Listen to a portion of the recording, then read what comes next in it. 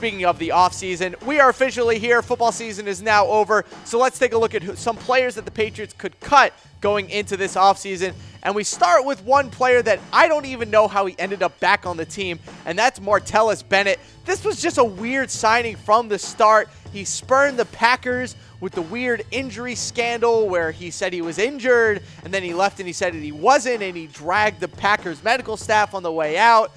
I don't think this is going to go anywhere. I think Martellus Bennett is going to get cut. There's no way he's on the team next year, though he might be on the team if Rob Gronkowski retires, so stay tuned for that. Let's go to another tight end. How about Dwayne Allen?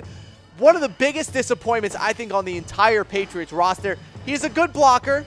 You know, blocking is nice in the NFL, but when you only catch 10 balls for 86 yards and a touchdown and you were a big-time trade in the offseason, that is not exactly what you're looking for. Huge disappointment by Dwayne Allen. I think he is gone. One of the worst contracts, by the way, given out in the NFL in the past 5 years is the contract the Colts gave to him a couple of years ago. Let's move on to our number 3 player. How about Alan Branch? So he's been dealing with injuries all season long.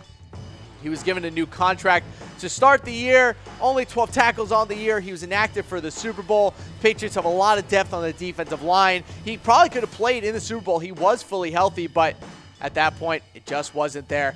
Let's get into number 4, and how about David Harris? So he did perform quite admirably after Dont'a Hightower went down, 22 tackles and a pass deflection. Was a little sad. He was inactive for the Super Bowl, but you know, he was a really good player for them down the stretch.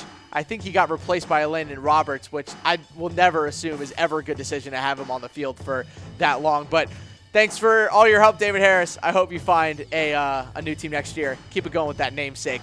All right, let's move on to our last player the Patriots could cut. Mike Gillislee was probably one of the most disappointing signings the Patriots had.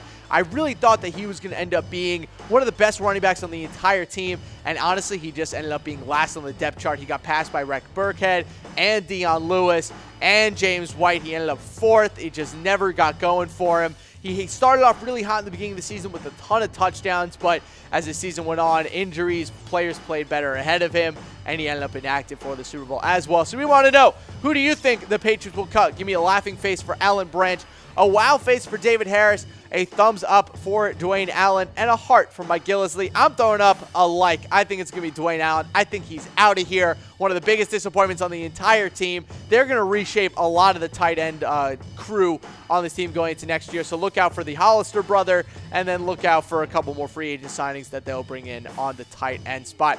But that's going to do it for Patriots Report today. Remember to like the New England Patriots by Chat Sports page for all your biggest Patriots news and rumors and highlights.